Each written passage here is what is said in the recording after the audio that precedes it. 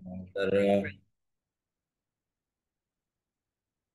विशेष करून आपण काही महत्त्वाच्या ज्या गोष्टी आहेत काल आपण अभ्यासलेल्या आहेत.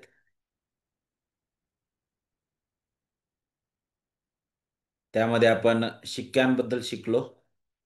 7 शिक्के जे आहेत त्याबद्दल आपण अभ्यास केला. आणि विशेष करून त्याच्या अगोदरही जे ख्रिस्ताचं वर्णन करण्यात आले होतं नाही का, त्यावर पण आपण काल मनन केलेलं आहे. आज आपण 7 करणे नाही का, आणि जे 7 इतिहास आहे आणि 7 वाट्यांचा जो न्याय आहे त्यावर आपण अ, विचार करणार आहोत, त्यावर आपण मनन करणार आहोत. आणि विशेष करून या विषयावर मनन करत असताना आपण नेहमी एकच गोष्ट पाहत आहोत की ख्रिस्तामध्ये हे कसं पूर्ण होत आहे. तर ज्यावेळेस आपण काल 7 शिक्क्यांबद्दल पाहिलं, तर आपण त्या ठिकाणी ख्रिस्त कसा गौरवी नाही का, आणि तो महानतेने कार्य करत आहे त्याबद्दल आपण शिकलो होतो. त्यामध्ये आपण पाहिलं की देवाची जी महान योजना आहे त्यामध्ये कधीच खंड पडत नाही, ती कोणी अडवू शकत नाही, तिला कोणी थांबवू शकणार नाही, विरोध करू शकणार नाही. आता ज्यावेळेस आपण ह्या सर्व गोष्टींच्या समोर जातो नाही का, विशेष करून आपण सर्व गोष्टी पाहतो, तर तिथं आपल्याला हे शिकायला भेटतं की देव जो आहे तो महानतेने कार्य करत आहे. जरी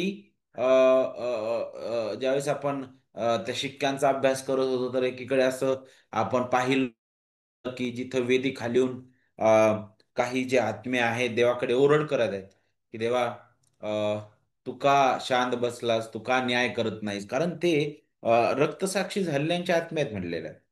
आणि मग तिथून पुढं आपल्याला पाहायला भेटतं खऱ्या रीतीने देव त्यांना ही जी लोक ओरड करत आहे, आणि ही ओरड जणू काय पहिल्या शतकातील मंडळांची पण होती. आणि जणू काय देवबाप जो आहे आता त्यांना दाखवून देत आहे की पहा, मी शांत बसलेलो नाहीये नाही का, आणि मी माझ्या लेकरांबद्दल चा सूड उगवणारा देव आहे. आणि म्हणून हे जे काही पीडा, हे जे काही न्याय आपल्याला पुढे पाहायला भेटतील, ते न्याय आपल्याला देवाची महानता, त्याचं गौरव, त्याचं पावित्र्य आणि त्याच्या लोकांवरील एकीकडील प्रीती सुद्धा दाखवणारे आहेत. आणि म्हणून आता करणे, जे 7 करण्याबद्दल आपण शिकत असताना या दर्शनामध्ये आपल्याला पाहायला भेटतं की देवदूतांनी करणे वाजवले असं दाखवलेलं आहे. आणि त्याची एका मागून एक मालिका आपल्याला पाहायला भेटते. आणि प्रत्येक करणा वाजवला जातो तेव्हा पृथ्वीवर एक नवीन न्याय येताना आपल्याला दिसतो नाही का. आणि हे ज्या प्रकारे 7 शिक्क्यांचं जे दर्शन होतं, तशाच प्रकारची याची पण रचना आहे. आणि आपल्याला माहित आहे की पहिले जसे 6 जे शिक्के ते उघडण्यात आले, मग नंतर एक मध्यांतर दाखवलेला आहे, आणि मग 7वा शिक्का उघडण्यात आला. आणि मग आपल्याला पाहायला भेटतं की तशाच प्रकारे करण्याबद्दल आहे, 7 करण्यांबद्दल आहे. 6 करणे अगोदर सादर होताना दिसतात, त्यानंतर एक मध्यंतर आपल्याला पाहायला भेटतं, आणि नंतर 7वा करणा जो आहे त्याचा नाद आपल्याला पाहायला भेटतो. आणि हे जे करणे आहे ते आपल्याला होशे 5वा अध्याय नाही का, योएल 2रा अध्याय, आमोस आणि जखर्या यांसारख्या जुन्या करारातील भविष्यवाणीचे जे उतारे आहेत त्यातून त्याची आठवण करून देणारे आहेत.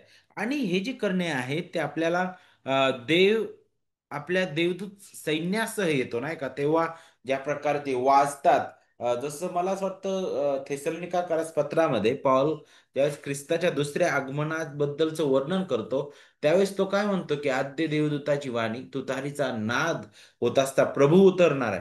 तर जणू काय जणू काय तो गौरवी महान पराक्रमी प्रभू युद्धासाठी त्याच्या महान सैन्यानिशी उतरतो.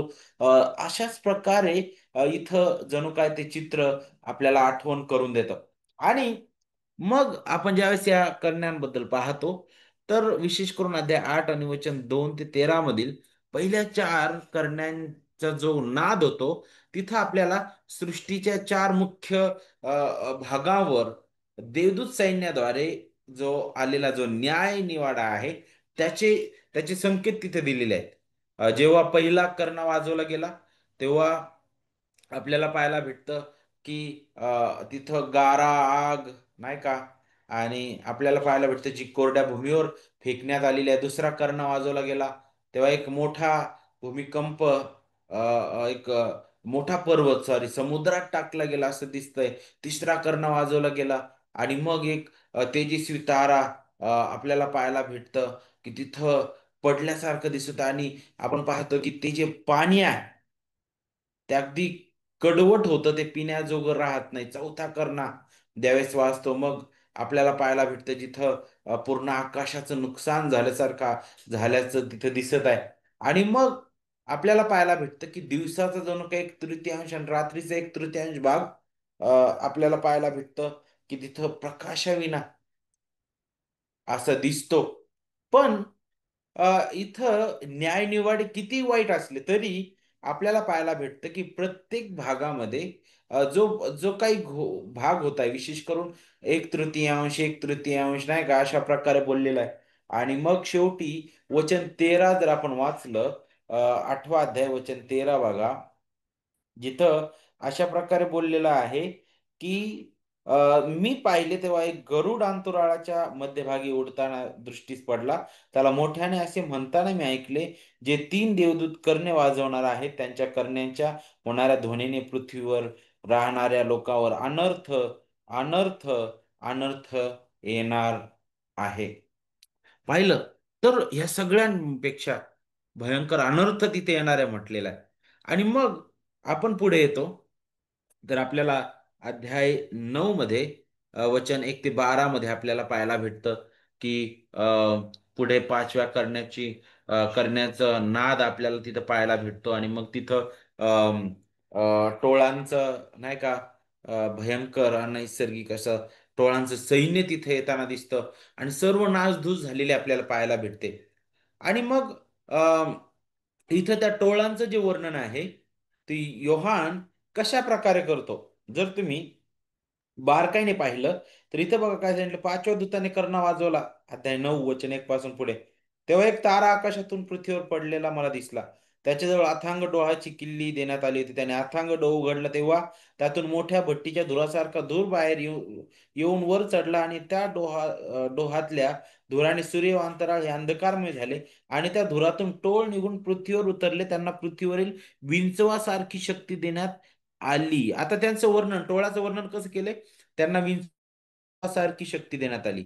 त्यांना असे सांगण्यात आले की पृथ्वीवरील गवताला, कोणत्याही हिरवळीला व कोणत्याही झाडाला उपद्रव करू नये, तर ज्या माणसांच्या कपाळांवर देवाचा शिक्का नाही त्यांना मात्र उपद्रव करा. कुणाला? देवाचा शिक्का नाही त्यांना.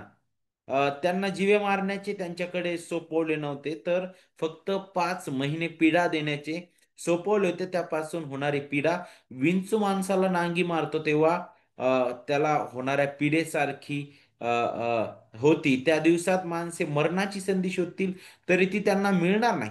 मरणाची उत्कंठा धरतील तरी मरण त्यांच्यापासून दूर पळेल. आणि मग त्या टोळांचं वर्णन पुढं कशा प्रकारे केलं, वचन 7, त्या टोळांचे स्वरूप लढाईसाठी सज्ज केलेल्या घोड्यांसारखे. त्यांना त्या विंचवासारखी नांगी होती म्हणले. आणि इथं काय, त्या घोड्यांसारखं नाही का, जो सज्ज केलेला लढाईसाठी निघालेला.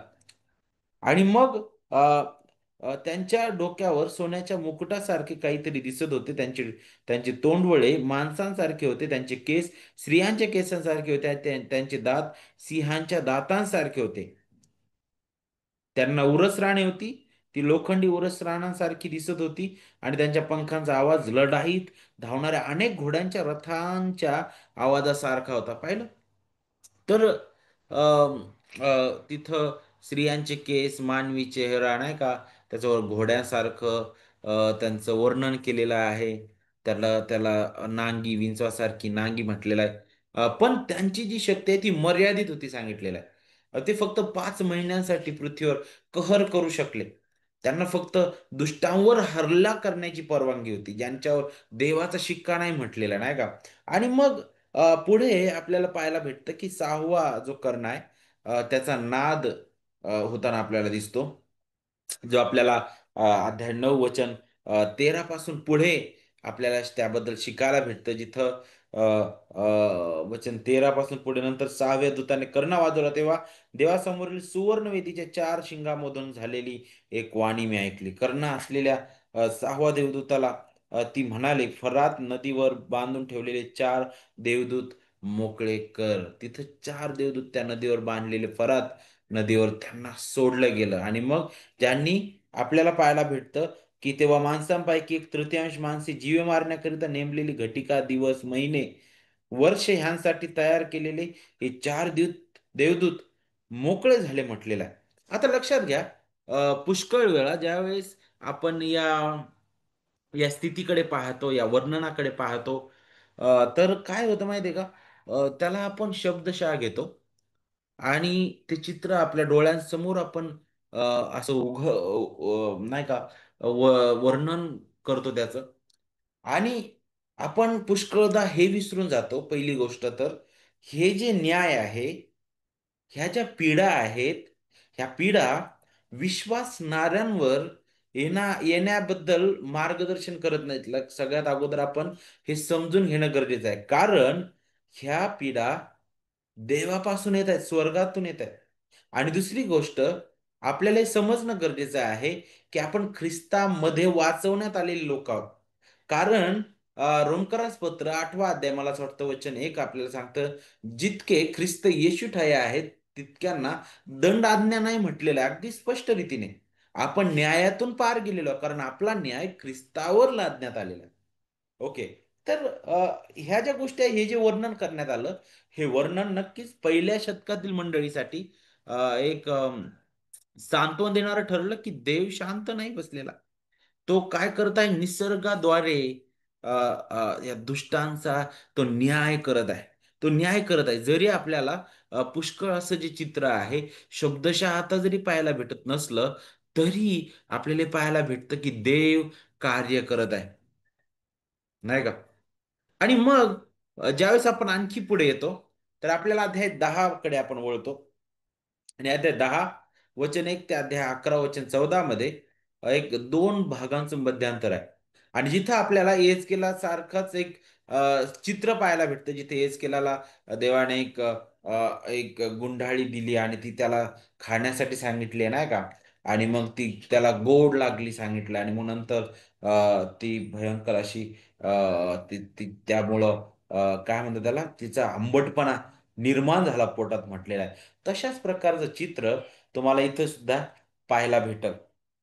इथं सुद्धा पाहायला भेटल नाही का? आणि यातून काय दाखवण्यात आलेलं आहे? यामधून आपल्याला हे शिकायला भेटतं, की नक्कीच देवाच्या योजनेचं ते आठवण करून देणार आहे. कारण ती जी गुंडाळी आहे, देवाची महान योजना दाखवितं, जी खऱ्या रीतीने किती मधुर आहे, ज्यावेळेस आपण त्या योजनेबद्दल पाहतो नाही का? पण ज्यावेळेस त्या योजनेकडे आपण बारकाईने पाहतो, त्याबद्दल मनन करतो, तर आपल्याला हे शिकायला भेटतं, की त्यामध्ये दुःख, त्यामध्ये वेदना, ह्या सर्व गोष्टी आपल्याला त्या पूर्ततेसोबत पाहायला भेटतील.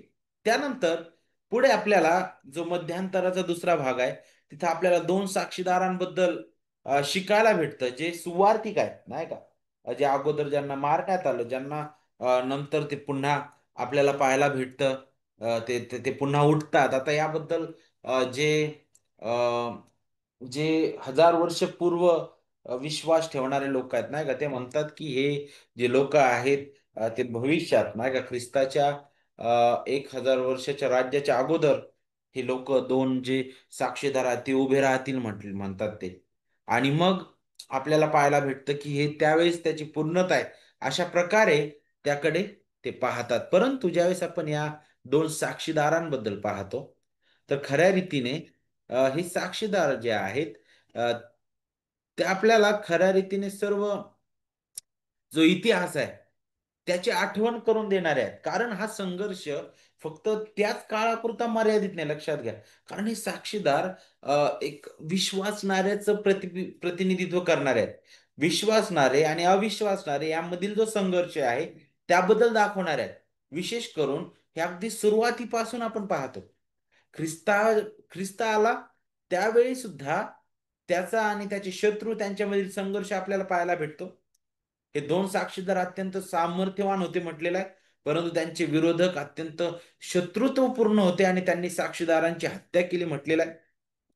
पण हा एक विरोधाभास, अगदी स्पष्ट विरोधाभास आहे, जो या गोष्टीवर प्रकाश टाकणारा आहे की प्रभू येशू ख्रिस्त आणि त्याचे शत्रू यांच्यातील जो संघर्ष आहे, नाही का, त्याच्यामध्ये दुसरा कोणताही मध्यम मार्ग नाही. प्रत्येक मनुष्य जो जो ख्रिस्ताशी जडलेला आहे, तो ह्या शत्रुत्वाला सामोरं जातो. आणि हे दोन्ही संघर्ष प्रत्येक काळामध्ये विश्वासणारे अविश्वासणाऱ्यांमध्ये आपल्याला शिकायला भेटतं. पवित्र शास्त्र आपल्याला वारंवार त्याच्याबद्दल आठवण करून देतं. आणि मग हा जो मध्यांतर आहे त्याच्यानंतर आपल्याला पाहायला भेटतं की 7व्या देवदूताने आता कर्णा वाजवलेला आहे. आणि मग इथं मात्र ही जी करण्याची मालिका आहे तिचा समारोप आपल्याला पाहायला भेटतो. आणि हा जो कर्णा त्याने वाजवला, त्याच्यानंतर काय झालं, 7व्या देवदूताने कर्णा वाजवला तेव्हा स्वर्गात मोठ्या वाणी झाल्या. त्या म्हणाल्या, जगाचे राज्य आमच्या प्रभूचे व त्याच्या ख्रिस्ताचे झाले आहे आणि तो युगानुयुग राज्य करेल. तुम्हाला माहिती आहे का, प्रगटीकरणामध्ये वारंवार आपण ख्रिस्ताचे गौरव पाहत आहोत, त्याची महानता वाखाणीत आहोत. कारण प्रगटीकरण हे त्या प्राण्यांबद्दल नाही, प्रगटीकरण तो कर्णा, वाट्या किंवा ते शिक्के त्याच्याबद्दल नाही, तर ज्याच्या सामर्थ्याने या गोष्टी घडून येत आहे, जो पराक्रमी, सामर्थ्य, सर्वश्रेष्ठ, सर्व सत्ताधारी, महान, गौरवी ख्रिस्त येशू, जो विजयी आहे, जो जो त्या सिंहासनावर बसलेलो, जे आपण काल पण शिकलो, राजासनाबद्दल आपण शिकत असताना, ज्याचं राज्य आहे, जो यहूदाचा सिंह, जो वधलेला कोकरा, महान पराक्रमी असा त्या स्वर्गात विराजमान आहे, त्याचं हे प्रगटीकरण आहे. आणि सुरुवातीला सांगितलं असताना सुद्धा काय होतं माहितीये का, या प्रगटीकरणाचा अभ्यास करत असताना लोकांनी फक्त त्या सर्व गोष्टींचा शब्दशः विचार केलेला. पण त्या कसं आम्हाला ख्रिस्ताचं गौरव, त्याची महानता, त्याचं प्रभुत्व दाखवतात, त्याकडे त्यांनी दुर्लक्ष केलेलं आहे. आणि म्हणून ती सांत्वन देण्याऐवजी आपल्याला भीतीदायक वाटतं. का बरं? कारण ख्रिस्त मध्यस्थ आहे, त्याने केलेलं परिपूर्ण कार्य हेच आम्हाला दिसत नाही तिथं कुठंच. म्हणून आपल्याला ख्रिस्त जो गौरविला गेलेला आहे त्याकडे आपण लक्ष देतो. 7वा करणा देवाच्या सिंहासन त्या भागातील त्या होणाऱ्या उपासनेबद्दल आठवण करून देणार आहे. आणि जिथं आपल्याला शिकायला भेटतं की पहा, देवदूताने कर्णा वाजवला तेव्हा स्वर्गात मोठ्या वाणी झाल्या म्हटलेलं आहे. वाणी झाल्या एका व्यक्तीबद्दल नाही, अनेक हजारो लाखो. जगाचं राज्य कोणाचं आहे म्हटलेलं आहे? आमच्या प्रभूचं व त्याच्या ख्रिस्ताचं झालंय म्हणे. आणि तो युगानुयुग राज्य करतो. कोण राज्य करतो? जे किती दुष्टतेकडे चाललेला असू द्या, कितीही मोठा सामर्थ्यवान असा जगातील कुणीही दिसू द्या, पण सर्वश्रेष्ठ प्रभू स्वर्गात विराजमान आहे. कारण राज्य त्याचं आहे. तो युगानुयुग राज्य करत आहे. बरोबर? तो महान राजा आहे आणि तोच न्याय करणारा प्रभू आहे. आणि तोच या पृथ्वीचं नूतनीकरण, तो या पृथ्वीचं शुद्धीकरण करत आहे आणि त्याचंच गौरव आहे. त्याचं गौरव या सृष्टीमध्ये सुद्धा आपल्याला पाहायला भेटतात. तर हे जे करण्याचा जो नाद होणं, त्याचा जो न्याय आहे, खरं तर आपल्याला पाहायला भेटतं. ख्रिस्ताचं न्यायी पण त्याची महानता प्रकट करतं. आणि देव शांत बसलेला नाहीये. आणि तो त्या जणू काय ओरड करणाऱ्या आत्म्यांना हे दाखवत आहे, बघा मी शांत बसलेलो नाहीये. तो विश्वासणाऱ्यांना हे दाखवत आहे, त्या पहिल्या शतकातील त्या 7 मंडळांना, त्या इतर मंडळांना, जे जे मुख्य श्रोतेगण होते, जे जे खरे वाचक होते याचे, त्यांना याची आठवण करून देत आहे की तुम्ही ढळून जाऊ नका. जरी सम्राट सांगत आहे तुम्ही माझी उपासना करा, जरी भयंकर छळ चालू आहे, जरी प्रेषित रक्तसाक्षी झालेले आहेत, जरी तुम्हाला दबाव टाकण्यात येत आहे, जरी तुम्हाला मारण्यात येत आहे, तुम्हाला लुटण्यात येत आहे, तुमचा छळ करण्यात येत आहे, तुम्ही घाबरू नका, मी न्याय करत आहे. त्यानंतर तिसरं विशेष करून जे अ, अ, काय म्हणू शकतो, तिसरा जो भाग आहे या विशेष करून मुख्य भागातील, तो आपल्याला आता 7 मुख्य इतिहासाकडे घेऊन जाईल. जे जे इतिहास इतिहासाचं वर्णन करणारे आहेत, ऐतिहासिक वर्णन ते करणारे आहेत. आणि मग ते आपल्याला अध्याय 12 ते 14 मध्ये थोडक्यात पाहायला भेटतील.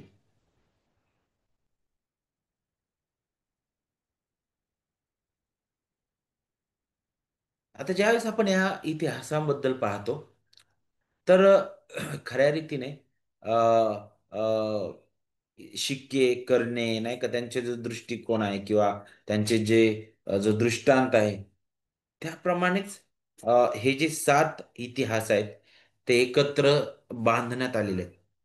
आणि आपल्याला पाहायला भेटतं की विशेष करून पहिले 6 इतिहासानंतर एक मध्यांतर, एक छोटासा आपल्याला पाहायला भेटतं की एक काय म्हणू शकतो मध्यांतर किंवा एक एक पूल म्हणू शकतो किंवा आपण एक ब्रेक म्हणू शकतो. त्याच्यानंतर मग 7वा इतिहास आपल्याला पाहायला भेटतं नाही का. पण ज्यावेळेस आपण शिक्के आणि करणे याबद्दल पाहतो, तर शिक्के आणि करणे आणि हे इतिहास याच्यामध्ये काय फरक आहे? शिक्के आणि करणे यांच्या दृष्टांतामध्ये दैवी न्यायनिवाड्यांवर लक्ष केंद्रित केलेलं आहे. पण हे जे इतिहास आहे, या इतिहासामध्ये सैतान आणि देवाच्या लोकांमधील जो आध्यात्मिक संघर्ष आहे, त्याच्याबद्दलचं चित्रण केलेलं आहे. आणि या इतिहासामध्ये काही प्रतिकात्मक पात्र आपल्याला पाहायला भेटतील. जसं स्त्री या इतिहासामध्ये आपल्याला शिकायला भेटेल. अजगर या इतिहासामध्ये शिकायला भेटेल. समुद्रातून आलेलं श्वापद आपल्याला इतिहासामध्ये शिकायला भेटेल. पृथ्वीवरून आलेलं श्वापद आपल्याला शिकायला भेटल. 1,44,000 विश्वासणाऱ्यांबद्दल शिकायला भेटल. त्यानंतर देवदूत नाही का, ते संदेशवाहक किंवा देवदूत आणि मनुष्याचा पुत्र त्याबद्दल आपल्याला पुढे शिकायला भेटल. तर ही ही पात्र आपल्याला या 7 इतिहासाच्या मालिकेमध्ये आपल्याला शिकायला भेटतील. सगळ्यात पहिलं पात्र जिथं आपल्याला अध्याय 12 वचन 1 ते 17 मध्ये पाहायला भेटतं. जिथं काय म्हटलं वचन 1 मध्ये बघा, नंतर स्वर्गात एक मोठे चिन्ह दृष्टीस पडले, ते हे: एक स्त्री दिसली, ती सूर्य तेज पांघरलेली होती आणि तिच्या पायांखाली चंद्र व तिच्या मस्तकावर 12 ताऱ्यांचा मुकुट होता. ती गरोदर होती व वेना देऊन प्रसूतीच्या कष्टांनी ओरडत होती. आता हे सुद्धा काय होतं माहितीये का, पुष्कळदा याची सुद्धा उलगडा देत असताना पूर्ण शब्दशः घेतात. आणि ही स्त्री भविष्यात येणारी स्त्री आहे आणि ही शब्दशः घडणारी घटना आहे, असं पुष्कळदा शिकवलं जातं. पण ज्यावेळेस आपण बारकाईने जर संदर्भानुसार विचार केला, तर आपल्याला काही महत्वाच्या गोष्टी समजून घेणं गरजेचं आहे, की प्रगटीकरण जे आहे ते पूर्ण शब्दशः नाहीये, लक्षात घ्या. काही प्रतिकात्मक गोष्टी वापरण्यात आलेल्या आहेत. प्रतिकात्मक चित्रण करण्यात आलेलं आहे आणि ते आपण त्यामागचं सत्य काय आहे ते आपण समजून घेणं गरजेचं आहे. आणि म्हणूनच ज्यावेळेस आपण याबद्दल पाहतो, काय सांगितलं, नंतर स्वर्गात एक मोठं चिन्ह दिसलं म्हटलेलं आहे. कुठं दिसलं हे चिन्ह? स्वर्गात आहे. आणि काय सांगितलेलं आहे, काय चिन्ह आहे बरं? एक स्त्री दिसली म्हणे आणि ती सूर्य तेज पांघरलेली होती म्हटलेलं आहे. आणि मग पुढं काय सांगितलंय, तिचं वर्णन: तिच्या पायाखाली चंद्र व तिच्या मस्तकावर 12 ताऱ्यांचा मुकुट होता म्हटलेला आहे. तर मग ही स्त्री काय, कुणाबद्दल हे बोललं जात आहे? जर तुम्ही पूर्ण पवित्र शास्त्राचा अभ्यास केला आणि पवित्र शास्त्राच्या दृष्टिकोनातून या गोष्टीकडे पाहिलं, तर तुम्हाला आणि मला हे समजून येईल की ती स्त्री म्हणजे देवाचे कराराचे लोक. म्हणजेच ख्रिस्ताच्या जन्माच्या अगोदर आणि नंतर जे जे जे विश्वासणारे लोक, जे निवडलेले लोक, जुन्या करारातील इस्रायल, नवीन करारातील मंडळी, हे दोन्ही गोष्टींबद्दल आठवण करून देणार आहे. मग पुढे तुम्ही म्हणाल की अरे, मग सूर्य, चंद्र नाही का, तारे हे कशाबद्दल दाखवत आहे? जर तुम्ही याबद्दल पाहिलं तर उदाहरणार्थ योसेपाचं जे स्वप्न होतं बघा, तो त्याच्या भावांना जाऊन सांगतो नाही का, की सूर्य, चंद्र आणि तारे मला काय करतात म्हणे, नमन करतात म्हटलेलं बरोबर. तर त्या स्वप्नाशी सुसंगत अशाच प्रकारचं हे स्वप्न दिसतं. हे हा दृष्टांत आपल्याला दिसतो. सूर्य, चंद्र, तारे हे कशाबद्दल सांगतं? तिचं जी महिमा आहे त्या स्त्रीची, त्याबद्दल ते आठवण करून देतात. आणि तुम्हाला माहिती आहे का, जर तुम्ही बारकाईने याचा अभ्यास केला, तर पवित्र शास्त्राची जी मोठी गोष्ट आहे, त्यानुसार ज्यावेळेस तुम्ही पाहता, त्यावेळेस तुम्हाला हे समजून येईल, की ही स्त्री म्हणजे ते कराराची लोक आहेत बरोबर. जुन्या करारातील आणि नवीन करारातील सर्व निवडलेले ते लोक त्याबद्दल बोललेलं आहे. आणि विशेष करून जर आपण पाहिलं, तर त्या मसीहाची आई सुद्धा म्हटलेलं आहे. सर्व आत्मिक संतती त्यांचं ते प्रतीक आहे. हं? ती गरोदर होती म्हटलेलं. प्रसूतीच्या वेदनांमुळे ती व्यथित होऊन आक्रोश करत होती असं दिसत आहे. हे कसं तुम्ही लागू कराल मग कराराच्या लोकांना? कारण जर तुम्ही ती स्त्री कराराची लोक म्हणता, तर मग हे कसं लागू होईल? तर लगेच ज्यावेळेस आपण बारकाईने जुन्या कराराचा अभ्यास करतो, तर तुम्हाला वारंवार याची जाणीव होईल, की जुना करार वारंवार मसीहाच्या आगमनासाठी आतुरतेने वाट पाहताना दिसतो. जुन्या करारातील देवभक्त लोक मसीहाच्या आगमनासाठी किती आतुरतेने, किती व्याकुळतेने वाट पाहत होते, हे आपल्याला इथं दिसून येतं. देवाची जी महान, जी तारणदायी योजना आहे, त्या महान तारणदायी योजनेतील वेदना आणि त्या आशेचा अनुभव हे दाखवणारं चित्र आहे. हा संदर्भ ख्रिस्ताच्या जन्माची पण आठवण करून देतं. आणि आपल्याला माहित आहे, की तिथं त्या स्त्रीला झालेला विरोध, त्या त्या मुलासाठी, त्या मुलाला जन्म देण्यापासून वाचवण्यासाठी, त्या मुलाला मारण्यासाठी झालेला प्रयत्न, हे सर्व गोष्टी आपल्याला ख्रिस्ताची सुद्धा आठवण करून देतात. ख्रिस्ताच्या जन्माशी सुद्धा ते साम्य दाखवणार आहे. ज्यावेळेस त्याचा जन्म झाला त्यावेळेस हेरोदाच्या हेरोदाने जे काही त्याला मारण्यासाठी प्रयत्न केले, त्याबद्दल सुद्धा आपल्याला आठवण करून देते. ही स्त्री विश्वासू इस्रायलाचं प्रतिनिधित्व करणारे आहे. तिने मसीहा जो येशू ख्रिस्ताला जन्म दिला जणू काय, जो जुन्या करारामध्ये ज्याची ज्याची वाट प्रत्येक वेळी दाखविली, उत्पत्ती 3:15 मध्ये ते स्त्रीचं संतान म्हणून प्रदर्शित झालेलं आहे. ते स्त्रीचं संतान कोण आहे, कुठून येणार आहे, तर मग अब्राहमाला दिलेलं अभिवचन. तिथं आपल्याला पाहायला भेटतं, की मी तुझ्यापासून एक मोठं राष्ट्र निर्माण करणार आहे. त्या राष्ट्रातून ते स्त्रीचं संतान येणार आहे. मग ते राष्ट्र निर्माण करणार आहे, तर त्या राष्ट्रातून कोणत्या वंशातून ते येईल, तर मग यहुदा वंशातून ते येणार आहे. मग ते काय करणार आहे, ते ह्या घराण्यातून, दाविदाच्या घराण्यातून येणार आहे. ते राज्य करणार आहे कालिक सार्वकालिकतेमध्ये. ते संतान कोण आहे, मग ते म्हणतो तो प्रभू येशू ख्रिस्त आहे, जो अब्रामाचा, जो दाविदाचा पुत्र, बरोबर. आणि म्हणूनच आपण अगोदरही शिकलो, आपल्या शिक्क्यांबद्दल शिकत असताना तिथं यहुदा वंशाचा सिंह आणि कोकरा म्हटलेलं आहे बरोबर. ते आपल्याला तेच त्याचीच आठवण करून देतात. आणि म्हणून संदर्भासहित ज्यावेळेस या गोष्टीला आपण पाहतो, तर आपल्याला ते शिकायला भेटतं, की तो ख्रिस्त आहे. तिचे मूल स्वर्गात नेलं म्हटलेलं आहे पुढं नाही का. हे आपल्याला कशाबद्दल आठवण करून देतं बरं?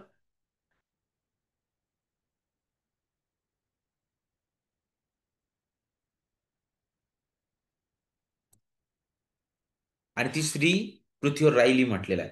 हे आपल्याला कशाचं आठवण करून देतं? ख्रिस्ताचं पुनरुत्थान, त्या स्वर्गातील स्वर्गात स्वर्गारोहण, आणि त्याच्याबद्दल आपल्याला आठवण करून देतं. आणि मग ती स्त्री या पृथ्वीवर राहिली म्हटलेलं आहे. आणि मग त्या अजगराद्वारे तिचा छळ झाला म्हटलेला आहे. नक्कीच, पण त्याही स्थितीमध्ये देवाने तिला संरक्षण दिलं, जेणेकरून अजगर जो आहे तिच्यावर विजयी होऊ नये नाही का. आणि मग हा जो संघर्ष आहे त्यामुळे तिला अधिक त्रास, अधिक वेदना झालेला आपल्याला दिसतं नाही का. आणि ही जी हा जो इतिहास आहे, तो आपल्याला कशाबद्दल आठवण करून देत आहे, की प्रभू येशू ख्रिस्त, त्याचं पहिलं आगमन, त्याचा झालेला विरोध, त्याचं वधस्तंभावरील कार्य, त्याचा मृत्यू, पुनरुत्थान, त्याचं स्वर्गारोहण, तो स्वर्गात आहे पण त्याने त्याची जी मंडळी नाही का त्याच्या मुलाने विकत घेतलेली त्या भूतलावर आहे. जो छळ, जो त्रास, ज्या वेदनेला त्याने तो सामोरा गेला, आपल्याला पाहायला भेटतं त्याच्या मंडळीसाठी त्याने ते सहन केलं. आजही मंडळी तशाच प्रकारच्या त्या वेदनेला सामोरे जात आहे. हे सर्व संघर्ष नाही का खऱ्या रीतीने जे मूळ जे जे श्रोते होते त्यांना लक्षात आलं असेल ना का या समस्यांचं मूळ खरं काय आहे. आणि नक्कीच देवाने त्या स्त्रीची काळजी घेतली. ज्यावेळेस त्यांच्या समोर आलं रे हा देव काळजी घेतो नाही का त्याच वेळी त्यांना खरंच विश्वासातील दृढतेची गरज तिथं समजली असेल नाही का. कारण हे चित्र त्या लोकांना सांत्वन देण्यासाठी आणि विश्वासामध्ये दृढ उभं राहण्यासाठी होतं. मग पुढे आपल्याला पाहायला भेटतं की त्या स्त्रीने का संतानाला नाही का मुलाला जन्म दिला म्हटलेला आहे. मग नक्कीच अ, एक मिनिट स्क्रीनला टच नका करू कृपया.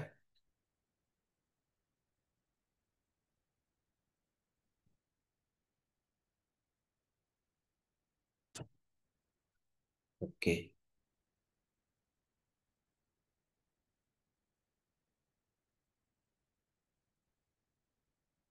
अ,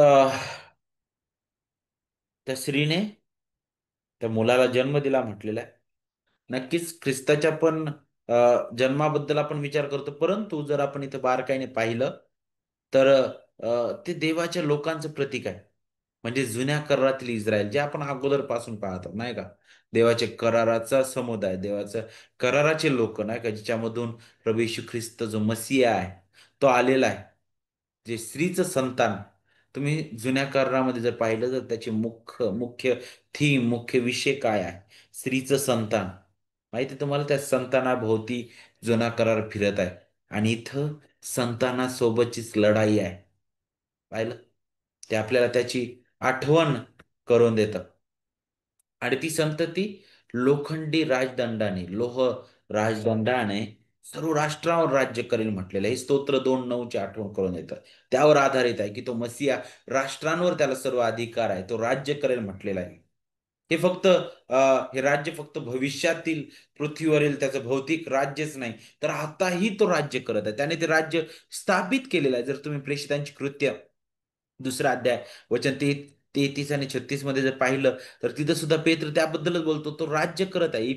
21 आणि 22 मध्ये जरी पाहिलं तर तिथं सुद्धा तुम्हाला तेच पाहायला भेटत आहे की प्रभू येशू ख्रिस्त स्वर्गातून राष्ट्रांवर राज्य करत आहे. कारण राज्य आधी सुरू झालेलं आहे पण ते पूर्णत्वास एक वेळी येणार आहे. म्हणूनच ख्रिस्त काय म्हटलं स्वर्गात आणि पृथ्वीवर सर्व अधिकार मला देण्यात आलेला आहे. बरोबर. त्याबद्दल आपल्याला त्याची आठवण करून देतं. पण त्या बाळास पुढे काय सांगितलं देवाकडे त्याच्या सिंहासनासमोर नेलं नाही का. हे आपल्याला पुढे कशाबद्दल आठवण करून देतं ख्रिस्ताच्या स्वर्गरोहणाबद्दल आठवण करून देतं. जो आपल्याला अध्याय 1 आणि वचन प्रेषितांची कृत्य अध्याय 1 वचन 9 ते 11 मध्ये त्याच्या स्वर्गरोहणाबद्दल आहे. त्याला नेलं म्हटलेलं आहे. तो गेला. देवाचं सार्वभौम त्याचं सर्व सत्ताधारीपण त्याची महानता आपल्याला तिथं पाहायला भेटत आहे.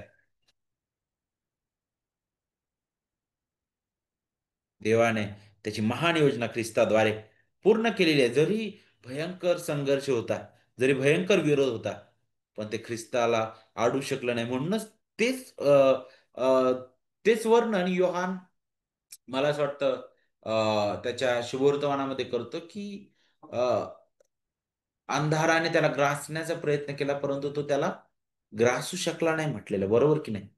तर हे चित्र तसंच आहे. अ, तर ख्रिस्त विजयी आहे. आणि त्याबद्दल आपल्याला ते शिकविते. त्यानंतर दुसरा प्रतिकात्मक इतिहास काय बरं? एका प्रचंड अग्निवर्ण त्या अजगराभोवती फिरणारा हा इतिहास आहे. जे आपल्याला अध्याय 12 वचन 3 ते 17 मध्ये पाहायला भेटतं. हा इतिहास स्त्रीच्या इतिहासासोबतच सोबत एकाच वेळी सादर केला गेलेला आहे. परंतु प्रगटीकरण 12:3 मध्ये जर तुम्ही पाहिलं तर एक वेगळं चिन्ह म्हणून तो ओळखला जातो. कारण अजगराचं वर्णन 7 डोके आणि 10 शिंगे असलेला एक मोठा अग्निवर्ण अजगर म्हणून केलेला आहे. आणि त्याच्या डोक्यावर 7 मुकुट आहेत म्हटलेलं आहे. आणि वचन 9 मध्ये त्याला स्वतः सैतान म्हणून ओळखलेला आहे. आता वचन 3 आणि 4 मध्ये पहा स्वर्गात दुसरे एक चिन्ह दृष्टीस पडले असं म्हटलेलं आहे. पहा एक मोठा अग्निवर्ण अजगर दिसला. त्याला 7 डोकी व 10 शिंगे होती आणि त्याच्या डोक्यावर 7 मुकुट होते. त्याच्या शेपटाने आकाशातील ताऱ्यांपैकी एक तृतीयांश तारे ओढून काढून ते पृथ्वीवर पाडले. ती स्त्री प्रसूत होईल तेव्हा तिचे मूल खाऊन टाकावे, म्हणून तो अजगर त्या प्रसवणाऱ्या स्त्री पुढे उभा राहिला. तर आणखी एक चिन्ह दिसलं म्हटलेलं आहे. हा पुढचा दुसरा प्रतिकात्मक इतिहास आहे. आपण पहिला इतिहास पाहिला ज्यावेळेस आपण त्या विशेष करून त्या स्त्रीबद्दल आपण शिकलो नाही का. आता हा दुसरा प्रतिकात्मक इतिहास जिथं आपल्याला त्या अजगराचं वर्णन इथं केलेलं आहे आणि स्वर्गात एक चिन्ह पाहिले म्हटलेलं आहे. तो एक मोठा अजगर म्हटलेला आहे. याला जुनाट साप सुद्धा म्हटलेला आहे. हा सैतान आहे. वचन वचन जर तुम्ही 9 वाचलं नाही का, 12वा अध्याय आणि वचन 9 मध्ये पाहतोय, तो मोठा अजगर खाली टाकण्यात आला, जो दियाबल व सैतान म्हटलेला आहे त्याला. दियाबल व सैतान म्हटलेला आहे. तर त्याला 7 डोके 10 शिंगे कशाबद्दल सांगत आहे? सैतानाची जी संपूर्ण राजकीय संसारिक जी सत्ता आहे त्याबद्दल सांगितलेलं आहे. त्याचा रंग काय सांगितलेला आहे बरं? त्याचा रंग कसा होता?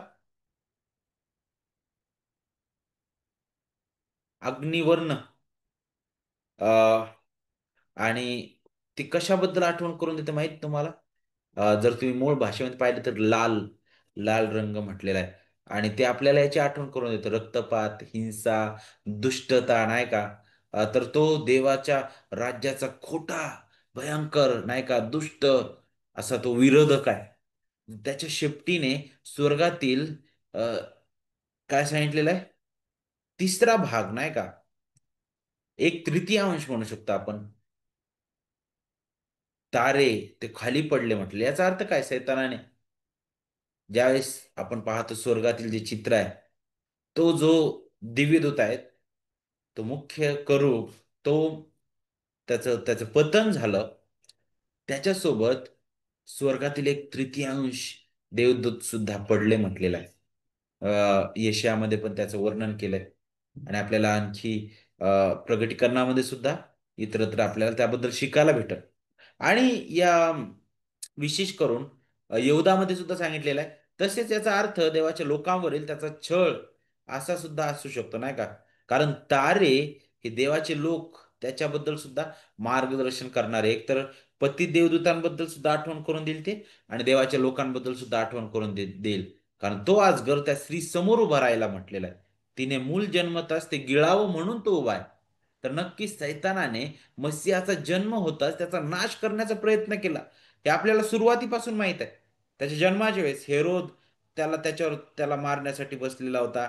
मग नंतर त्याचं स्वतःचं गावातील लोक, त्यानंतर धार्मिक पुढारी नेहमी त्याला पकडण्याचा प्रयत्न करणारे, त्याच्यासोबत फिरणारा त्याचा शिष्य नाही का, यहूदा इस्करियत.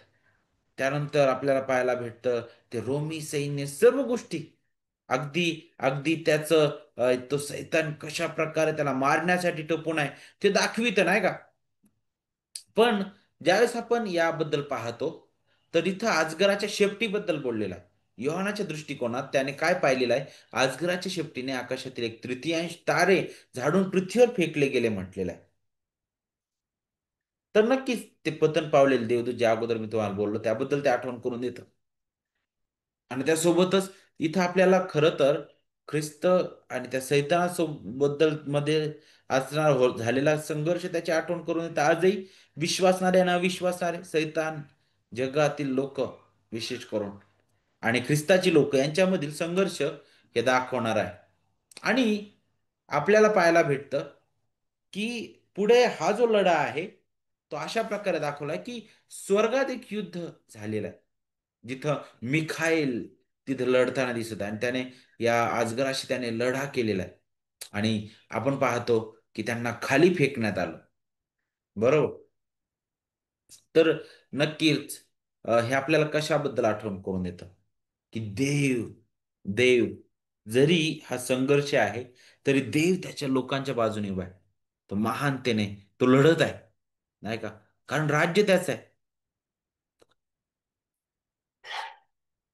ख्रिस्ताने त्याच्या वधस्तंभावर, त्याच्या मृत्यूद्वारे, पुनरुत्थानाद्वारे या सैतानावर विजय मिळवलेला आहे. त्याचं डोकं ठेचलेलं आहे. इथं फक्त त्याचं शेपूट कार्य करत आहे. सैतान तो हरलेला आहे, नाही का? त्याला खाली फेकण्यात आलेला आहे. जो दोषारोप करणारा आहे. योबाच्या पुस्तकामध्ये आपण शिकतो की तो योबावर कसा, देवाच्या लोकांवर कसा दोषारोप करतो. आता तो देवाच्या लोकांवर दोषारोप करण्यासाठी स्वर्गात नाही, त्याला खाली फेकण्यात आलेलं आहे म्हटलं. सैतानाचा आकाशातून विजेसारखा खाली पडताना पाहिला असं म्हटलेलं आहे. हे येशू ख्रिस्ताचे शब्द आहेत. लूक 10:18 मध्ये, 10 ते 12 मध्ये विजय याची घोषणा आणि सैतानाचा क्रोध, ह्या दोन्ही गोष्टी आपल्याला पाहायला भेटतात. आता पुढं काय सांगितलंय? आमच्या देवाचं तारण, सामर्थ्य आणि राज्य स्थापन झालेलं आहे. ख्रिस्ताचं वधस्तंभ, पुनरुत्थान, त्यामुळे राज्याची ती स्थापना झाली. सैतान अगोदरच हारलेला आहे, मी जे अगोदर तुम्हाला सांगितलेलं आहे. पण तुम्हाला माहिती आहे का, जरी तो हारलेला आहे, जरी त्याचं डोकं ठेचण्यात आलेलं आहे, तरी तो अजूनही तो सक्रिय दिसतो, नाही का? तो अजूनही सक्रिय दिसतो. आणि विशेष करून आपल्याला पाहायला भेटतं की म्हणूनच वेगवेगळ्या प्रकारे संघर्ष आपल्याला इथं पाहायला भेटतो. हे मंडळी युग, इथं आपल्याला पाहायला भेटतं की हा जो शत्रू पराभूत झालेला आहे, तो पराभूत झालेला असूनही हे युद्ध चालू आहे. आणि त्याचा शेवटी अंतिम न्याय, अंतिम नाश होणार आहे. पुढे 13 ते 16 मध्ये विशेष करून आपल्याला ते स्त्रीचं जंगलात पळून जाणं त्याबद्दल शिकायला भेटतं. आणि देवाचं जे रक्षण आहे त्याबद्दल आपण पाहतो. आता हा जो अजगर आहे त्या स्त्रीचा पाठलाग करताना दिसतो पुढे.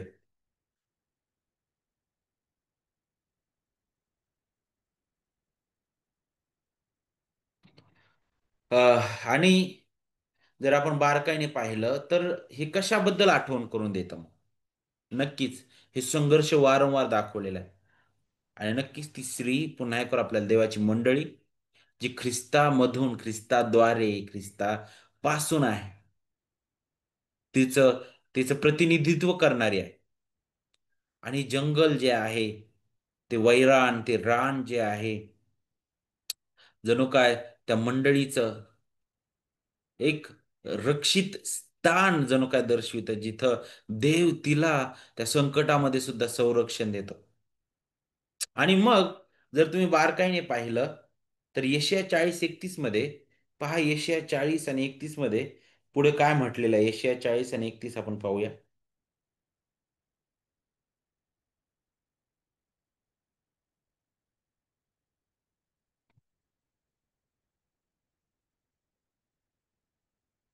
तरी परमेश्वराची आशा धरून राहणारे नवीन शक्ती संपादन करतील व गरुडाप्रमाणे पंखांनी वर उडतील.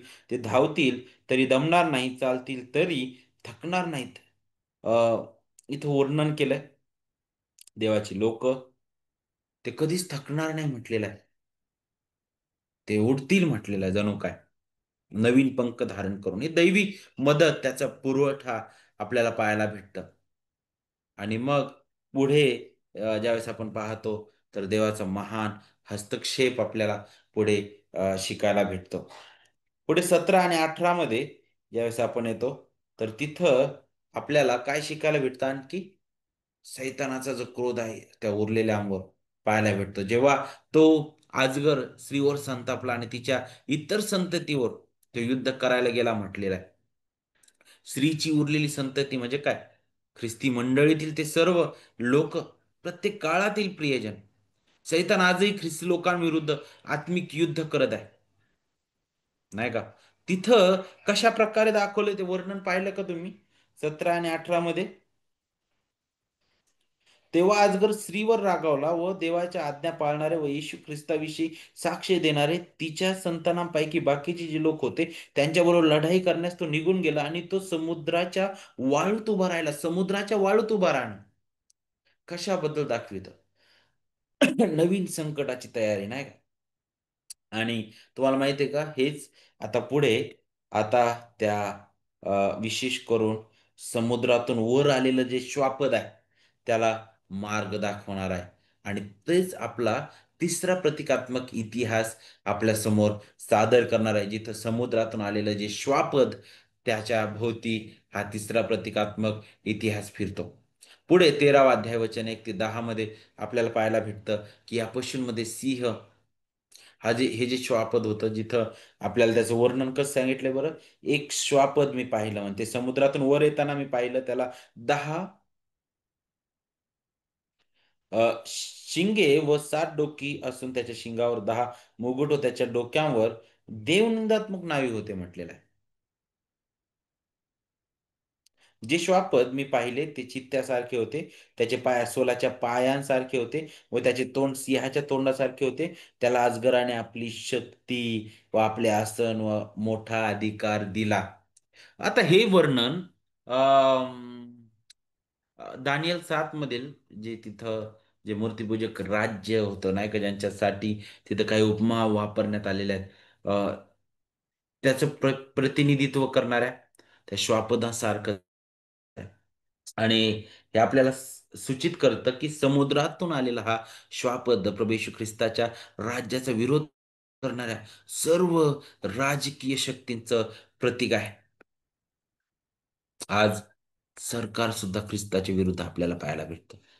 ही राज्य, जगातील राजे ख्रिस्ताच्या विरुद्ध आपल्याला पाहायला भेटतात. प्रत्येक काळामध्ये या गोष्टी पाहायला भेटतात. योहानाने असंही लिहिलं की श्वापदाला मागील जखमेमुळं नाही का एक भयानक असं एक चिन्ह किंवा वण पडलेलं आहे. आहे का? आणि आपण पाहतो की आजकराने त्या समुद्रातून आलेल्या त्या श्वापदाला पृथ्वीवरील सर्व राज्यांवर सामर्थ्य आणि अधिकार दिला आणि पृथ्वीवरील सर्व रहिवाशांनी त्या पशुची त्या श्वापदाची उपासना केली म्हटलेलं आहे. त्याला युद्ध करण्याची संतांविरुद्ध युद्ध करण्याची आणि त्यांना जिंकण्याची शक्ती देखील दिली होती. योहानाच्या वाचकांनी कदाचित हा जो श्वापद आहे ज्यावेळेस ते ऐकत असतील त्यावेळेस लगेच त्यांच्या समोर रोमी सम्राट आला असावा. कारण त्या काळामध्ये रोमी सम्राटाने हे अगदी नाही का काय म्हणू शकतो आपण सक्ती केली होती की त्याची भक्ती करावी. जे मृत पावलेले सम्राट होते त्यांची सुद्धा भक्ती करावी. त्याला प्रभू म्हणावं नाही का. आणि पण हे विश्वासणारे त्यांची काय गरज होती. त्यांनी ख्रिस्ताशी एकनिष्ठ राहावं या स्थितीमध्ये. त्यांनी दृढ राहावं नाही का. आणि म्हणून आजही जो छळ जो काही वेदना आणि जे काही विरोधाला आपण सामोरं जातो आजही हे आपल्याला तितकंच लागू होतं की आपण आजही विश्वासात दृढ राहावं.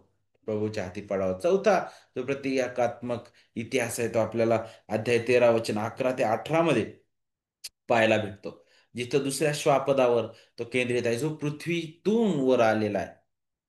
आणि पहा काय सांगितलं नंतर मी दुसरे एक श्वापद भूमीतून वर येताना पाहिले. त्याला कोकरासारखी 2 शिंग होती. ते अजगरासारखे बोलत होते. आता कोकरासारखी शिंग आणि अजगरासारखे बोलत होते कशाबद्दल आहे.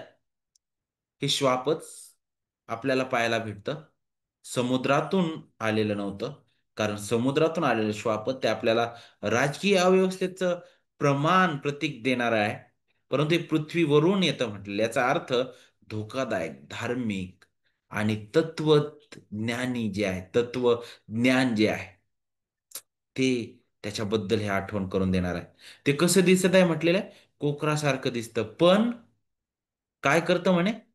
त्याचा आवाज कसा आहे? अजगरासारखा आहे म्हटलेलं आहे.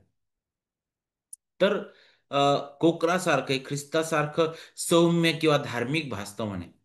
पण त्याचं भाषण आजगरासारखं आहे. म्हणजेच दुष्ट, फसव, नाही का, सैतान प्रेरित ते असतं. आजही तशाच प्रकारे तुम्हाला पाहायला भेटतं. ख्रिस्ताने तेच सांगितलं, की ते मेंढरांच्या वेशात आलेले क्रूर लांडगे आहेत. माहिती आहे ना तुम्हाला? पौलाने पण एफिसीतील वडील वर्गांना त्याचीच आठवण करून दिली, की बाबा तुम्ही जपून राहा. कारण क्रूर लांडगे जे दयामाया न करणारे ते शिरतील मंडळीमध्ये म्हटलेलं आहे. हं? हे लोक काय करतात? खोटं धर्मशास्त्र, खोटी सुवार्ता, भुलवणारी सुवार्ता, जी ख्रिस्तापासून तुम्हाला दूर घेऊन जाईल, जी भौतिकतेकडे तुमचं लक्ष केंद्रित करेल, जी तुम्हाला भुलवेल, जी तुम्हाला जिवंत देवापासून दूर नेईल आणि जी सरते शेवटी त्या प्रतिकात्मक श्वापदालाच नमन करण्यासाठी तुम्हाला भाग पाडेल. तेच चालू आहे ना आतमध्ये. पृथ्वीवरून आलेलं श्वापद, त्याला कोकरासारखी दोन शिंग होती म्हटले, पण तो अजगरासारखा बोलत होता. त्याने समुद्रातून आलेल्या पशुची सेवा केली म्हटलेलं आहे. जगाला त्या दुसऱ्या श्वापदाची उपासना करायला लावण्यासाठी चमत्कार सुद्धा त्याने केले म्हटलेले आहे. त्याने लोकांना आपल्या उजव्या हातावर किंवा कपाळावर श्वापदाचे चिन्ह घेण्यास देखील भाग पाडले म्हटलेले आहे. दोन्ही श्वापदांनी काय मिळून काय केलं, संपूर्ण जगाला जिंकण्याचा प्रयत्न केलेला आहे. आणि हे युहानाच्या वाचकांनी कदाचित या दुसऱ्या श्वापदाला रोमी नागरिक जो पंथ होता त्याच्याशी जोडला असावा, ज्याने सम्राटाच्या उपासनेला जबरदस्ती केली होती. सम्राट उपासना करण्यास सम्राटाची उपासना करण्यास नकार देणाऱ्यास ठार मारण्याची सुद्धा धमकी दिली गेली होती. समुद्रातून आलेलं श्वापद, त्या इतिहासाप्रमाणे याने सुद्धा त्यांना पुन्हा मूर्तीपूजेला, नाही का, आपल्याला पाहायला भेटतं, की सामोरं जाण्यास त्याने सांगितलं. पण इथं खऱ्या रीतीने कशाची आठवण करून देतं, की तुम्ही विश्वासणारे लोक या नात्याने या स्थितीमध्ये ख्रिस्ताप्रती विश्वासू असा, दृढ असा. पुढे आपल्याला पाहायला भेटतं, की त्याने उपासना करायला सांगितली. राजकीय, धार्मिक मान्यता देणार आहे. ते जखमी झालेलं आहे म्हटलेलं आहे. पण तरी ते बरं होतं नाही का? जगातील अशा सत्तांचं हे वर्णन करतं जे पुन्हा पुन्हा उभा राहतात. नाही का? ज्या ज्या अपवित्र, ज्या चुकीच्या गोष्टी करणाऱ्या आहे, त्याने मोठी चिन्ह केली म्हटलेलं आहे. ख्रिस्ताने पण तेच सांगितलं, की तो येईल, तो मोठमोठे चिन्ह करेल म्हणे. पाहिलं तर विश्वासणाऱ्यांना सुद्धा फूस लावण्याचा तो प्रयत्न करेल म्हटलेला आहे. बरोबर की नाही? म्हणून प्रत्येक चिन्हाकडे पाहून तुम्ही त्या चिन्हांच्या मागे जाऊ नका. कारण ते चिन्ह तुम्हाला ख्रिस्ताकडेच नेईल असं नाही. कारण जुन्या करारामध्ये आणि विशेष करून नवीन करारामध्ये प्रेषितांनी कधीच चिन्हासाठी सेवा केली नाही. ते सेवेसाठी बाहेर निघाले होते. सुवार्तेच्या प्रसारासाठी निघाले होते. सुवार्ता प्रसारासाठी निघाले असताना तिथं चिन्ह होत गेले. सुवार्तेचं प्रमाण पटवण्यासाठी ते होतं. आजही देव चिन्ह करतो, पण त्याच्या इच्छेनुसार तो चमत्कार करतो आजही. कारण तो देव कधी न बदलणार आहे. परंतु तो आमच्या विचाराने, आमच्या इच्छेने तो करणार नाही. ख्रिस्त आपल्याला तारण देण्यासाठी आलेला आहे. पुढे आपल्याला पाहायला भेटतं, की त्या श्वापदाबद्दल विचार करत असताना श्वापदाच्या मूर्तीत प्राण घालण्याची त्याला मुभा देण्यात आली म्हटलेलं आहे. हे खरं जीवन नाही, नाही का? एक प्रभावी भ्रामक यंत्रणा आपण म्हणू शकतो, जे असं भासतं की जिवंत आहे, पण हे खोटं आहे. लोक या खोट्या सत्याला नमतं, नाही का? त्यांना छळ, मृत्यू यांना सामोरे जावे लागेल. नक्कीच ख्रिस्ती लोकांना सांस्कृतिक, राजकीय सत्तेच्या आणि खोट्या धर्माच्या मूर्तीसमोर न वाकल्यामुळे, नमन न केल्यामुळे छळाला सामोरं जावं लागलं, नाही का? आणि तेच प्राचीन रोममध्ये तशाच प्रकारे होतं. तशाच प्रकारे होतं. आणि मग म्हणूनच लहान, थोर, धनवान, दरिद्री, स्वतंत्र, दास सर्वांनी आपल्या उजव्या हातावर किंवा आपल्या कपाळावर खून करून घ्यावी म्हटलेलं आहे. कशाबद्दल आहे? खून म्हणजे शारीरिक नाही, कोणाची निष्ठा, ओळख याचं प्रतीक आहे ते. कपाळ म्हटलेलं तिथं विचार, श्रद्धा, नाही का, हात कशाबद्दल, कृती, जीवनशैली, देवाच्या लोकांवरील जो शिक्का आहे त्याच्याबद्दल जर आपण पाहिलं तर त्याच्या विरुद्ध ह्या गोष्टी आपल्याला पाहायला भेटतात. जिथं सैतान जो आहे, सैतानी नक्कल हे आपल्याला दाखवितं. जर तिथं खून केली नसेल तर त्याला काहीच भेटणार नाही म्हटलेलं आहे. आर्थिक दबाव त्याच्यावर येईल.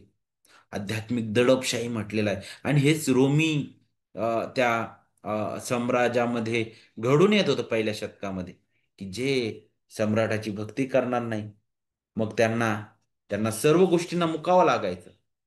सर्व गोष्टींना मुकावं लागायचं. पण हे लक्षात घ्या, की देव त्याची लेकरं त्यांचं पालन पोषण करतो. तो जर एलियाला एका कावळ्याद्वारे जर पुरवठा करू शकतो, तर त्याच्या लोकांना त्याचं पालन पोषण करण्यास तो समर्थ देव आहे. बरोबर? आपल्याला कशाची, कोणत्या चिन्हाची गरज नाही. हं? मग आता पुढे बघा, वचन 18 मध्ये काय सांगितलंय? येथे अकलेचे काम आहे. ज्याला बुद्धी आहे त्याने श्वापदाचे नाव त्या संख्येवरून काढावे. त्या संख्येवरून माणसाचा बोध होतो. ती त्याची संख्या 666 होय. आता याच्याबद्दल अनेक तत्व लोकांनी मांडले. पण सगळ्यात अगोदर हे समजून घ्या, की 666 कारण प्रगटीकरणामध्ये 7 अ, अ, ही त्या काळातील एक कोड लँग्वेज होती. एक एक कोड ती एक भाषा होती नाही का? पुष्कळदा जर आपण बारकाईने पाहिलं तर 7 हा आकडा आपल्याला माहिती आहे पूर्णतेचा आहे, परिपूर्णतेचा आहे. परंतु 666 हा आकडा कशाबद्दल दाखवितो? अपूर्णता दाखवणार आहे. जिथं परिपूर्णतेपासून कमी पडलेले मानवी अपूर्णता देवता समान होण्याचा असफल प्रयत्न आपण म्हणू शकतो. 3 वेळा 666 आपल्याला पाहायला भेटतो. ही पूर्ण अपूर्णता दाखविणारी आहे. माणूस स्वतःला देव होण्यासाठी होईल तितके प्रयत्न करतो नाही का? तो गर्वाने फुगलेला पण तो कधीच ती जागा घेऊ शकत नाही. कारण तो निर्मिती आहे. सैतानाने तेच केलं आणि तो आज मनुष्यांद्वारे तेच करू पाहतो. नाही का? आणि आपल्याला माहित आहे जर तुम्ही बारकाईने पाहिलं तर अनेक अभ्यासकांनुसार जो नीरो जो सम्राट होता त्याच्या नावाशी हे निगडीत आहे. कारण ही जी 666 आहे जर तुम्ही ग्रीक हिब्रू जर आपण कोड लँग्वेज जर पाहिलं तर तिथं नीरो नाही का सम्राट त्याची आठवण करून देणार आहे. आणि देवाची लेकरं जे आहेत विशेष करून ते अशा प्रकारे म्हणतात की हे खऱ्या रीतीने कशाबद्दल दाखवितं की जे माणूस केंद्रित नाही का मनुष्य केंद्रित 666 हा जो आकडा आहे तो मनुष्य केंद्रित धर्म किंवा सत्तेचं प्रतीक आहे.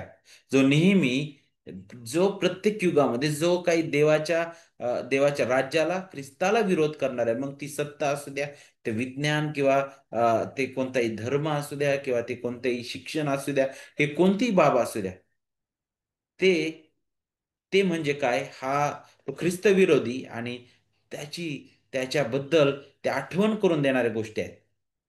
पाचवा प्रतिकात्मक इतिहास जो आहे तो देवाशी संबंधित असलेल्या विशेष करून देवाशी संबंधित असलेल्या 1,44,000 विश्वासणाऱ्यांशी संबंधित आहे. तो प्रगटीकरण 14:1 ते 5 मध्ये आपल्याला आढळतो. जिथं आपल्याला पाहायला भेटतं नंतर मी पाहिले तो पहा कोकरा सियोन डोंगरावर उभा राहिलेला दृष्टीस पडला. त्याच्याबरोबर त्याचे नाव व त्याच्या पित्याचे नाव कपाळावर लिहिलेले एक 1,44,000 इसम होते. आता इथं 666 आकडा आणि इथं आता पित्याचं नाव कपाळावर लिहिलेलं पाहिलं इथं विरोधाभास दाखवलेला आहे. देवाचं नाव त्यांच्या कपाळावर शिक्कामोर्तब केलेला होता नाही का? विशेष करून 7वं अध्यायवचन 1 ते 8 मध्ये उल्लेख केलेल्या त्या गटांप्रमाणे हे दिसतं. त्यांच्या कपाळावर देवाच्या नावाचा शिक्का दिसला नाही का? पृथ्वीच्या जे श्वापद आहे त्याच्या विरुद्ध हे आपल्याला पाहायला भेटतं आणि योहानाच्या दृष्टिकोनामध्ये हे 1,44,000 विश्वासणारे कोण आहेत? जे सियोन पर्वतावर त्या कोकरासोबत उभा राहून देवाची स्तुती करत आहेत. नाही का? आणि हे नक्कीच योहानाच्या वाचकांना एक आश्वासन देणारं ठरलं, की खरे विश्वासार्हे अखेरीस अजगर आणि श्वापदांपासून सुटणार आहेत. देवा देवाचा आशीर्वाद प्राप्त करणार आहेत. तीव्र छळ जरी असला तरी विश्वासू लोक शुद्ध आणि निर्दोष असे आढळणार आहेत. त्यानंतर 6वा जो प्रतिकात्मक इतिहास आहे, तो आपल्याला पाहायला भेटतं जिथं 3 देवदूतांबद्दल आपल्याला पाहायला भेटतं. जिथं आपल्याला वचन 6 ते 11 मध्ये शिकायला भेटतं. इथं योहानाच्या दृष्टिकोनात आपल्याला पाहायला भेटतं, की पहिल्या देवदूताने सार्वकालिक सुवार्ता घोषित केली. सर्व लोकांना देवाला भिण्यास आणि त्याची उपासना करण्यास बोलावले. दुसऱ्या देवदूताने महान बाबेलच्या पतनाची घोषणा केली, जी येशू ख्रिस्ताच्या राज्याचा विरोध करणाऱ्यांची राजधानी होती. आणि तिसऱ्या देवदूताने त्या श्वापदाचं अनुसरण करणाऱ्या आणि उपासना करणाऱ्या प्रत्येकाचा अंतिम न्याय घोषित केलेला आहे. नाही का? तर प्रत्येक याच्यावर ख्रिस्ताची सुवार्थ प्रत्येक विरोधी राज्यावर विजय मिळवेल त्याचं हे सुंदर चित्र आपल्याला पाहायला भेटतं. शेवटी विजय ख्रिस्ताचा आहे. जेव्हा येशू ख्रिस्त परत येईल तेव्हा त्याचे शत्रू सार्वकालिकरित्या दोषी ठरतील. योहानाने त्या देवदूत जे संदेशवाहक आहे त्यांचं वर्णन केल्याने आपल्याला पाहायला भेटतं त्याच्या वाचकांना नक्कीच प्रोत्साहन मिळालं असेल. जरी कधी-कधी मंडळीचा पराभव होत असल्यासारखं दिसतं तरी राज्य ख्रिस्ताचं आहे. अखेर ख्रिस्त सर्व शत्रूंपासून त्याच्या मंडळीचं पूर्ण सुटका करणार आहे.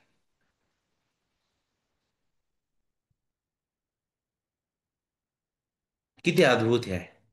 त्यानंतर एक मध्यांतर आपल्याला पाहायला भेटतं आणि तिथं मनुष्याच्या पुत्राबद्दल आपण शिकतो. जे वचन 12 आणि 13 मध्ये आपण पाहतो 14व्या अध्यायामध्ये. देवाच्या आज्ञा पाळणारे व येशूवरील विश्वासाला धरून राहणारे व पवित्र जन यांचे धीर धरण्याचे अगत्य ह्यातच आहे.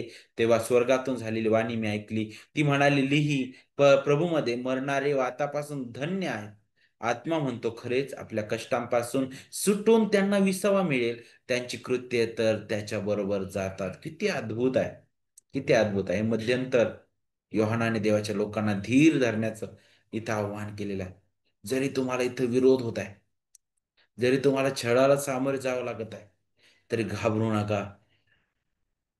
कारण शेवटी तुम्हाला ख्रिस्तामध्ये महान विसावा आहे. सातवा जो प्रतिकात्मक इतिहास आहे तो आपल्याला मनुष्याच्या पुत्रासारखा दिसतो तिथे, नाही का? जिथं महान असं वर्णन केलेलं आहे, जिथं एका पांढऱ्या ढगावर बसलेला तो आहे आणि आपली कापणी विशेष करून तो काय करत आहे? घेण्यासाठी तो येत आहे. किती अद्भुत हे आहे. पाहिलं तुम्ही, ज्यावेळेस ह्या सर्व गोष्टींबद्दल पाहता आणि शेवटी ज्यावेळेस येतात तिथं महान गौरवी असं न्यायाचं वर्णन आपण पाहतो मनुष्याच्या पुत्रासारखा. हा वाक्यप्रचार आपल्याला प्रगटीकरण 1:13 मध्ये सुद्धा पाहायला भेटतं. विशेषतः ख्रिस्ताबद्दल ते आठवण करून देणारे अध्याय 14 मधील क्रिया किंवा संदर्भ यावरून हे स्पष्ट होतं की मनुष्याचा पुत्र जो ज्याच्याबद्दल इथं सांगितलं तो ख्रिस्त आहे. आणि हा जो मनुष्याचा पुत्र आहे कसा आहे बरं? दानियल 7:13 मध्ये जे वर्णन केलं त्याचप्रमाणे आकाशातील मेघावर आरूढ होऊन मानवपुत्रासारखा कोणी आला, तो त्या पुराण पुरुषाकडे आला, त्याला त्यांनी त्याच्या जवळ नेलं म्हटलेलं आहे. आता हा जो संदर्भ आहे, इथं आपल्याला कापणीबद्दल शिकायला भेटतं. अध्याय 14 वचन 14 पासून पुढे, नंतर मी पाहिले तेव्हा पांढरा मेघ व त्या मेघावर बसलेला मनुष्याच्या पुत्रासारखा कोणी एक दृष्टीस पडला. त्याच्या मस्तकावर सोन्याचा मुकुट व त्याच्या हातात तीक्ष्ण धारेचा विळा होता. तेव्हा आणखी एक देवदूत मंदिरातून निघून जो मेघावर बसलेला होता त्याला उच्च वाणीने म्हणाला, तो आपला विळा चालवून कापणी कर, कारण कापणीची वेळ आली आहे. पृथ्वीचे पीक पिकून गेले आहे. तेव्हा मेघावर बसलेल्या पुरुषाने आपला विळा पृथ्वीवर चालवला आणि पृथ्वीची कापणी झाली. काय दाखवतंय? मानवपुत्र कापणीबद्दल सांगतं. आणि इथं काही वर्णन केलेलं आहे बघा. इथं तुम्हाला द्राक्ष कुंडाबद्दल शिकायला भेटल. आपल्याला पूर्ण संदर्भ वाचायला वेळ नाही. जिथं तुम्हाला गव्हाच्या पिकाबद्दल पाहायला भेटल. जे जे देवाच्या लोकांबद्दल आठवण करून देतं. द्राक्षांचं पीक दुष्टांबद्दल आठवण करून देणार आहे. आणि तो म्हणे ते काप म्हटलेलं नाही का? आणि मग पुढे जर तुम्ही विशेष करून वचन 14 पाहिलं.